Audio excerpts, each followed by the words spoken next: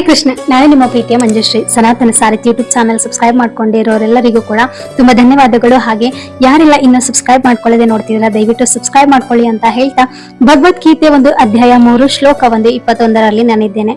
ಶ್ಲೋಕ 21ರ ಅನುವಾದವನ್ನು ತಿಳಿದುಕೊಳ್ಳೋಣ. ಶ್ರೇಷ್ಠನಾದವನು ಹೇಗೆ ನಡೆದರೆ ಹಾಗೆ ಸಾಮಾನ್ಯರು ಜನರು ಕೂಡ ಅನುಸರಿಸುತ್ತಾರೆ. ಮೇಲ್ಭಕ್ತಿಯಾದ ತನ್ನ ಕಾರ್ಯಗಳಿಂದ ಆತನು ಯಾವುದನ್ನು ಪ್ರಾಮಾಣವಾಗಿ ಮಾಡುತ್ತಾನೋ ಅದನ್ನೇ ಲೋಕವು ಅನುಸರಿಸುತ್ತದೆ. ಈಗ ತಂದೆಯಂತೆ ಮಗ, ತಾಯಿಯಂತೆ ಮಗಳು, ಗುರುವಿನಂತೆ ಶಿಷ್ಯ ಅಂತ ಹೇಳಿ ಯಾವ ರೀತಿಯಾಗಿ ಪದಗಳನ್ನು ಬಳಸ್ತಾರೆ. ಸ್ವಂತ ಆಚರಣೆಯಿಂದ ಜನರಿಗೆ ಶಿಕ್ಷಣ ಕೊಡುವ ನಾಯಕನು ಯಾವಾಗಲೂ ಜನರಿಗೆ ಬೇಕು. ತಾನೇ ಧೂಮಪಾನ ಮಾಡುವ ನಾಯಕನು ಜನರಿಗೆ ಧೂಮಪಾನ ಮಾಡುವುದನ್ನು ಬಿಡುವುದನ್ನು ಕಲಿಸಲಾರ. ಅರ್ಥ ಏನಂತ ಹೇಳಿದ್ರೆ, ಈಗ ಒಬ್ಬ ಧೂಮಪಾನ ಮಾಡ್ತಾನೆ, ಮದ್ಯಪಾನ ಮಾಡ್ತಾನೆ, ಅಥವಾ ಸಾರಾಯಿ ಕುಡಿತಾನೆ, ಅಥವಾ ಇನ್ನಿತರ ಕೆಟ್ಟ ಚಟುವಟಿಕೆ ಮಾಡುವವನು ನೀನ್ ಅದನ್ನು ಮಾಡಬೇಡ ಅನ್ನೋದು ಅವನಿಗೆ ಅರ್ಹನಾಗಿರಲ್ಲ ಅಂತ ಹೇಳಿದ್ರೆ, ಇವಾಗ ನಾನು ಇವಾಗ ಕುಡಿತಾ ಇದ್ದೇನೆ, ಸಿಗರೇಟ್ ಸೇರ್ತಾ ಇದ್ದೇನೆ, ಈಗ ನನ್ನ ತಂಗಿಗಾಗಿರ್ಬೋದು ಅಥವಾ ನನ್ನ ಫ್ರೆಂಡ್ಸ್ ಗಳಿಗಾಗಿರ್ಬೋದು, ನಾನು ಹೇಳ್ತೇನೆ ಅದು ಮಾಡಿದ್ರೆ ತಪ್ಪು ಅಂತ ಹೇಳಿ. ಅವರ ಪರಿಕಲ್ಪನೆ ಯಾವ ರೀತಿ, ಇವನೇ ಮಾಡ್ತಾನೆ ನನ್ಗೆ ಹೇಳ್ತಾನೆ, ಇವಳೇ ಮಾಡ್ತಾಳೆ ನನ್ಗೆ ಹೇಳ್ತಾಳೆ ಅನ್ನೋ ಮನೋಭಾವ ಅವರಲ್ಲಿ ಹುಟ್ಟುತ್ತದೆ. ಆದ್ರೆ ಅವರು ಮಾಡೋದಿಲ್ಲ. ಅದೇ ಒಳ್ಳೆಯ ವ್ಯಕ್ತಿ ಹೇಳಿ ಆಗ ನಿಜವಾಗಿ ಅವನು ಕೇಳ್ತಾನೆ, ಹೌದು ಇವ್ರು ಹೇಳಿದ್ದು ಸರಿ, ಮತ್ತೆ ಇವರು ಕೂಡ ಒಂದು ಒಳ್ಳೆಯ ವ್ಯಕ್ತಿ, ಹಾಗಿದ್ರೆ ನನ್ನ ಜೀವನ ಕೂಡ ಬದಲಾಗಬಹುದು ಅನ್ನೋದನ್ನ ಅವರು ತಿಳ್ಕೊಳ್ತಾರೆ. ನಾವೇ ಕೆಟ್ಟ ವ್ಯಕ್ತಿಗಳಾಗಿ ಇನ್ನೊಬ್ಬರಿಗೆ ಒಂದು ಸಲಹೆ ಕೊಡುವಾಗ ಯಾರು ಕೂಡ ಅದನ್ನ ಅಷ್ಟು ಬೇಗ ಒಪ್ಕೊಳ್ಳಲ್ಲ, ಮತ್ತೆ ಅದನ್ನು ಕೂಡ ಅನುಸರಿಸುವುದಿಲ್ಲ ಅಂತ ಹೇಳ್ತಾರೆ. ಈಗ ತುಂಬಾ ಹೋಲಿಕೆಗಳನ್ನು ಮಾಡಿ ಹೇಳ್ತೇವೆ.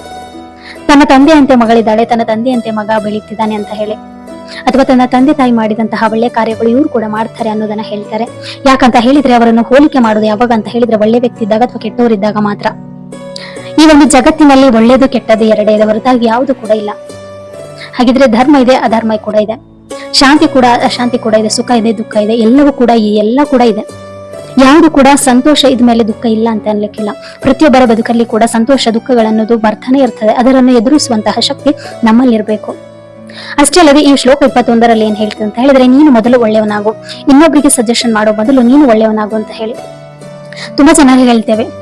ಇಡೀ ಊರಿನ ಬಗ್ಗೆ ಒಂದು ಆಚಾರ ವಿಚಾರಗಳನ್ನು ಹೇಳ್ತಾನೆ, ಆದ್ರೆ ತನ್ನ ಮನೆಯಲ್ಲಿ ಆಚಾರ ವಿಚಾರಗಳಿಂದ ನಡೆಯುವುದಿಲ್ಲ. ಅಷ್ಟೇ ಅಲ್ಲದೆ ತನ್ನ ಮನೆಗೆ ಒಂದು ಅಥವಾ ತನಗೆ ಒಂದು ಆಚಾರಗಳು ಗೊತ್ತಿಲ್ಲ, ಇನ್ನೊಬ್ಬರಿಗೆ ಹೇಳ್ತಾನಂತ ಹೇಳಿ.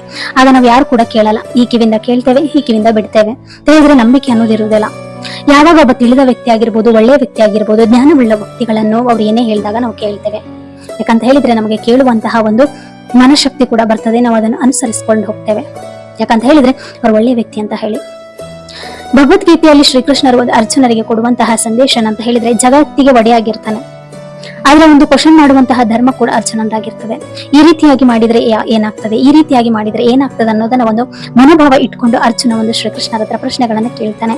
ಈಗ ನಮಗೆ ಈಗ ಯಾರೊಬ್ರು ಸಜೆಷನ್ ಮಾಡ್ತಾರೆ, ನೀನು ಒಂದು ತುಂಡು ಬಟ್ಟೆಗಳನ್ನ ಹಾಕ್ಬೇಡ, ಅದು ಒಂದು ಸಮಾಜ ಕೆಟ್ಟದ ರೀತಿಯಿಂದ ನೋಡ್ತಾರೆ, ನಿಂಗೆ ಫಾಲೋವರ್ಸ್ ಆಗಿರ್ಬೋದು, ಒಂದು ಹೆಚ್ಚಿನ ರೀತಿಯಾಗಿ ನಿಂಗೆ ಲೈಕ್ಸ್ ಬರ್ಬೋದು, ಕಮೆಂಟ್ಸ್ ಬರ್ಬೋದು, ಹಾಗಂತ ನೀನು ಇಡೀ ಬಟ್ಟೆ ಬಿಚ್ಚಿ ತಿರುಗಾಡ್ಲಿಕ್ಕೆ ಸಾಧ್ಯ ಇಲ್ಲ. ಈಗ ಯಾರೊಬ್ರು ಹೇಳ್ತಾರೆ ನೀನ್ ಬಟ್ಟೆ ಹಾಕೋದು ತುಂಬಾ ಸರಿ ಹಾಕುವುದಿಲ್ಲ, ಹಾಗಾಗಿ ಕೆಟ್ಟ ದೃಷ್ಟಿ ಬೀಳ್ತದ ಅಂತ ಹೇಳುವಾಗ ನಾವು ಅವರಿಗೆ ಕ್ವಶನ್ ಮಾಡ್ಬೋದು, ಅಥವಾ ನಾವು ಅವರಿಗೆ ಕೇಳ್ಬೋದು ಯಾಕೆ ಹಾಕ್ಬಾರ್ದು ಅನ್ನೋ ಒಂದು ಹೇಳಿದ್ರೆ ಹಕ್ಕಿದೆ, ನಮಗೆ ಕೇಳುವಂತಹ ಹಕ್ಕಿದೆ. ಅವರಿಂದ ಏನು ಆನ್ಸರ್ ಬರ್ತದೆ, ಏನು ಉತ್ತರಗಳು ಬರ್ತದೆ, ಆಗ ನಾವು ಅದನ್ನು ತಿಳಿದುಕೊಳ್ಬೇಕು. ಹೌದು ಅಂತ ಅನಿಸಿದಾಗ ನಾವು ಅದನ್ನು ಮಾಡ್ಲೇಬೇಕು. ಈಗ ತುಂಡು ಬಟ್ಟೆಗಳನ್ನು ಹಾಕಬೇಡಿ ಅನ್ನೋರು ಯಾರು ನಮ್ಮ ಮೇಲೆ ಅತಿಯಾದ ಕಾಳಜಿ ಆಗಿರ್ಬೋದು, ಅತಿಯಾದ ಪ್ರೀತಿ ಆಗಿರ್ಬೋದು, ನಮ್ಮ ಮೇಲೆ ಇರುವ ಒಂದು ಗೌರವ ಆಗಿರ್ಬೋದು, ಆ ಗೌರವ ಒಂದು ಧಕ್ಕೆ ಆಗಬಾರ್ದು ಅನ್ನೋ ವಿಷಯಕ್ಕೆ ಹೇಳ್ತಾರೆ. ಇತ್ತೀಚಿನ ದಿನಗಳಲ್ಲಿ ನಾವು ಯಾವುದೇ ರೀತಿಯಾಗಿ ಒಳ್ಳೆಯದನ್ನ ಹೇಳಿದ್ರೆ ಯಾವತ್ತೂ ಕೂಡ ಕೆಟ್ಟದಾಗ್ತದೆ. ಅವಳು ನನಗೆ ಈ ರೀತಿಯಾಗಿ ಕೆಟ್ಟದಾಗಿ ಹೇಳಿದಾಳೆ ಅಂತ ಹೇಳಿದ್ರೆ, ಈ ಕಲಿಯುಗದಲ್ಲಿ ಒಳ್ಳೆಯದಕ್ಕೆ ತುಂಬಾ ಕಮ್ಮಿ ರೀತಿಯಲ್ಲಿ ಗೌರವ ಇದೆ ಅಂತಾನೆ ಹೇಳ್ಬೋದು. ಇವಾಗ ನೋಡಿ, ನಮ್ಮ ಒಂದು ಸಂಸ್ಕೃತಿ ಆಗಿರ್ಬೋದು, ನಮ್ಮ ಧರ್ಮ ಆಗಿರ್ಬೋದು ಏನ್ ಹೇಳ್ತಂತ ಹೇಳಿದ್ರೆ, ಉಡುಗೆ ತೊಡುಗೆಗಳಲ್ಲೇ ನಿಮ್ಮ ಗೌರವ ತುಂಬಿದೆ ಅಂತ ಹೇಳಿ. ಹಾಗಂತ ಉಡುಗೆ ತೊಡುಗೆಗಳು ತುಂಬಿದವರು ಮಾತ್ರ ಅವರಿಗೆ ಒಳ್ಳೆಯ ಗುಣಗಳಿರ್ತದಂತಲ್ಲ ಅಂತ ಹೇಳಿದ್ರೆ, ನಮ್ಮ ಒಂದು ಈಗ ಯಾರೊಬ್ರು ಚಂದ ಡ್ರೆಸ್ ಹಾಕಿ ಮೈ ತುಂಬ ಬಟ್ಟೆಗಳನ್ನ ಹಾಕಿ ಎಂದು ಬಂದಾಗ ನಮ್ಮ ಮನಸ್ಸಲ್ಲಿ ಅವರ ಮೇಲೆ ಒಂದು ಒಳ್ಳೆಯ ಒಪಿನಿಯನ್ ಬರ್ತದೆ, ಅಥವಾ ಒಳ್ಳೆಯ ಒಂದು ಮನಸ್ಥಿತಿ ಬರ್ತದೆ, ಒಂದು ಒಳ್ಳೆಯ ಹುಡುಗಿ ಅನ್ನೋ ಒಂದು ಮನಸ್ಥಿತಿ.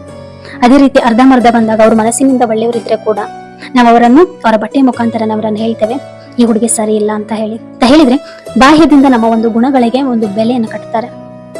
ಹಾಗಾಗಿ ನಮ್ಮ ಒಳನೋಟ ಆಗಿರ್ಬೋದು, ಹೊರನೋಟ ಆಗಿರ್ಬೋದು, ಶುದ್ಧತೆ ಆಗಿ ಪರಿಶುದ್ಧತೆ ಆಗಿರ್ಬೇಕು.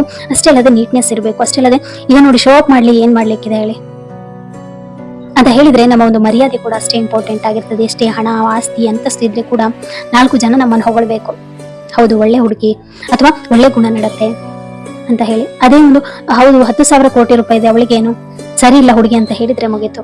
ಜನರ ಒಪಿನಿಯನ್ ಬೇಡ, ಆದ್ರೆ ನಮಗೆ ಒಂದು ಸತ್ ಮೇಲೆ ನಮಗೊಂದು ಹೆಸರು ಅಂತ ಇರುವುದು ನಮಗೆ ಒಳ್ಳೆಯದೊಂದೇ ಮಾತ್ರ. ಹಾಗಾಗಿ ಶ್ರೀಕೃಷ್ಣರೇ ಭಗವದ್ಗೀತೆ ಹೇಳುವುದೇನಂತ ಹೇಳಿದ್ರೆ, ಮೊದಲು ನೀನು ಸರಿಯಾಗಿ ಇದ್ಮೇಲೆ ಇನ್ನೊಬ್ಬರಿಗೆ ತಿದ್ದುವಂತಹ ಹಕ್ಕು ನಿನಗಿದೆ ಅಂತ ಹೇಳಿ. ಹಾಗಾಗಿ ಒಂದು ಕುಡುಕ ಅಥವಾ ಒಂದು ಧೂಮಪಾನ ಮಾಡೋದಾಗಿರ್ಬೋದು, ಅವನು ಮಾಡಿ ಇನ್ನೊಬ್ಬರಿಗೆ ಮಾಡಬೇಡ ಅಂದ್ರೆ ಖಂಡಿತವಾಗಿಯೂ ಯಾರು ಕೇಳೋದಿಲ್ಲ. ಅದೇ ನೀನು ಒಂದು ಗುಣನಡತೆಯಲ್ಲಿ ಆಗಿರ್ಬೋದು, ನೀನೊಂದು ಒಳ್ಳೆ ಹಣ ಗಳಿಸ್ತಿದ್ಯಾ ಅಥವಾ ಒಳ್ಳೆ ಗುಣನಡತೆ ಇದೆ ಅಂತ ಹೇಳಿದ್ರೆ ಎಲ್ಲರೂ ನಿನ್ನ ಮಾತೆ ವೇದ ವಾಕ್ಯಗಳಾಗ್ತದೆ. ಹೌದಲ್ವಾ? ಇತ್ತೀಚಿನ ದಿನಗಳಲ್ಲಿ ಕೂಡ ಅಷ್ಟೇ, ನಾವು ಯಾರು ಒಂದು ಅವರ ಬ್ಯಾಕ್ ಗ್ರೌಂಡ್ ಕೂಡ ನಾವು ನೋಡ್ಕೊಳ್ತೇವೆ. ಹೌದು, ಈ ಹೇಳೋ ವ್ಯಕ್ತಿ ಕೂಡ ಒಳ್ಳೆ ದಾರಿಯಲ್ಲಿ ಹೋಗಿರಬಹುದು, ಅದಕ್ಕೆ ಇವರು ಒಂದು ಸಕ್ಸಸ್ ಕಾಣಿದ್ದಾರೆ ಅಂತ ಹೇಳಿ ಈಗ ನಾವು ದೊಡ್ಡ ದೊಡ್ಡ ಒಂದು ಜ್ಞಾನಿಗಳದ ಮಾತು ಕೇಳಿ ನಾವು ಪರಿವರ್ತನೆಗಳು ಹೊಂದುತ್ತೇವೆ. ಒಳ್ಳೆ ಮೋಟಿವೇಶನಲ್ ಗಳನ್ನು ಕೇಳಿ ನಾವು ಬದಲಾಗ್ತೇವೆ. ಆದ್ರೆ ಎಲ್ಲರದು ಕೇಳುವುದಿಲ್ಲ. ಕೆಲವರದ್ದು ಮಾತ್ರ ಒಂದು ತಿಳಿದುಕೊಂಡು ನಾವು ಹೌದು ಇವರು ಕೂಡ ಒಂದು ಮೇಲೆ ಬಂದಿದ್ದಾರೆ, ನಾವು ಕೂಡ ಇವರ ದಾರಿ ಹೋದಾಗ ನಮ್ಗೆ ಕೂಡ ಒಳ್ಳೇದಾಗ್ತದೆ ಅನ್ನೋ ಮನೋಭಾವ ಇವರಿಗೆ ಕೂಡ ಬರ್ತದೆ. ಅಷ್ಟೇ ಅಲ್ಲದೆ ಇವಾಗ ನೋಡಿ, ನಾನು ಏನೋ ಒಂದು ವೇದ ವಾಕ್ಯಗಳು ಹೇಳ್ತೇವೆ, ಬೇಡದನ್ನೇ ನಾನು ಮಾಡಿದ್ರೆ ಭಗವದ್ಗೀತೆಯ ಮುಂದೆ ನೀವೇನಾದ್ರೂ ಕೇಳ್ತೀರಾ ಇವಳೇ ಸರಿ ಇಲ್ಲ ಅಥವಾ ಇವಳ ಜೀವನದಲ್ಲಿ ಇವಳು ಅಳವಡಿಸ್ಕೊಂಡಿಲ್ಲ, ನಮ್ಗೆ ಏನ್ ಹೇಳ್ತಾಳೆ ಅನ್ನೋ ಮಟ್ಟಕ್ಕೆ ನಾವು ಕ್ವಶನ್ಗಳನ್ನು ಮಾಡ್ತೇವೆ. ಯಾವಾಗ ಕ್ವಶನ್ಗಳು ಬರಲ್ಲ ಅಂತ ಹೇಳಿದ್ರೆ ನಾವು ಸರಿಯಾದ ದಾರಿಯಲ್ಲಿದ್ದಾಗ ನಮ್ಗೆ ಯಾರು ಕೂಡ ಕ್ವಶನ್ ಮಾಡಲ್ಲ. ಹೌದು, ನೀನು ಬಟ್ಟೆಗಳನ್ನು ಒಳ್ಳೆ ಒಂದು ತುಂಡು ಬಟ್ಟೆಗಳನ್ನು ಹಾಕ್ಬೇಡ ಅಂತೀರಾ, ನೀವು ಹಾಕ್ತೀರಾ, ಕ್ವಶನ್ ಬರ್ತದೆ. ಅಥವಾ ನೀನ್ ಈ ರೀತಿಯಾಗಿ ತಿಂಡಿ ತಿನ್ಬೇಡ ಅಥವಾ ಈ ಧೂಮಪಾನ ಮದ್ಯಪಾನ ಅದೆಲ್ಲ ಕೂಡ ಒಂದು ಕೆಟ್ಟದಂತ ಹೇಳ್ತೀರಿ, ನೀವು ಮಾಡ್ತೀರಾ. ನೀನು ಸರಿಯಾಗಿದ್ದಾಗ ಯಾರು ಕೂಡ ನಿಮ್ಮನ್ನು ಪ್ರಶ್ನೆ ಮಾಡೋದಿಲ್ಲ, ನಿಜ ಅಲ್ವಾ? ಹಾಗಾಗಿ ನಾವು ಮೊದಲು ಚೆನ್ನಾಗಿರ್ಬೇಕು. ಒಂದು ಬೆರಳು ನಿನ್ನನ್ನು ತೋರಿಸಿದ್ರೆ, ನೀನು ಒಂದು ಬೆರಳಿಂದ ಇನ್ನೊಬ್ಬರನ್ನು ತೋರಿಸಿದ್ರೆ ಈ 4 ಬೆರಳು ಕೂಡ ನಿನ್ನನ್ನು ತೋರಿಸ್ತದೆ ಅನ್ನೋದನ್ನು ಯಾವತ್ತೂ ಕೂಡ ತಲೆಯಲ್ಲಿ ಇಟ್ಕೊಳ್ಳಿ. ಹಾಗಾಗಿ ಇನ್ನೊಬ್ಬರಿಗೆ ಹೇಳೋ ಮೊದಲು ನಮ್ಮನ್ನು ನಾವು ನೋಡ್ಕೊಳ್ಬೇಕು. ಇನ್ನೊಬ್ಬರಿಗೆ ಒಂದು ಒಳ್ಳೆಯ ಮಾತುಗಳನ್ನು ಹೇಳುವಾಗ ನಾವು ಅದನ್ನು ತಿಳ್ಕೊಳ್ಬೇಕು. ಹಾಗಾಗಿ ಇನ್ನೊಬ್ಬರಿಗೆ ಹೇಳೋ ಮೊದಲು ನಮ್ಮಲ್ಲಿ ಕೂಡ ಆ ಜ್ಞಾನ ಇರಬೇಕು ಅನ್ನೋದೇ ಈ ಶ್ಲೋಕದ ಒಂದು ಒಳಾರ್ಥ. ಶ್ಲೋಕ ಇಷ್ಟ ಆದ್ರೆ ದಯವಿಟ್ಟು ಲೈಕ್ ಮಾಡಿ, ಹಾಗೆ ಹೊಸತಾಗಿ ವಿಡಿಯೋ ನೋಡ್ತಿರೋ ಎಲ್ಲರಿಗೂ ಕೂಡ ಸ್ವಾಗತ. ದಯವಿಟ್ಟು ಸಬ್ಸ್ಕ್ರೈಬ್ ಮಾಡ್ಕೊಳ್ಳಿ, ಹಾಗೆ ಸಪೋರ್ಟ್ ಮಾಡಿ ಅಂತ ಹೇಳ್ತಾ ಮುಂದಿನ ಶ್ಲೋಕದೊಂದಿಗೆ ಸಿಗ್ತೇನೆ. ಜೈ ಶ್ರೀರಾಮ್.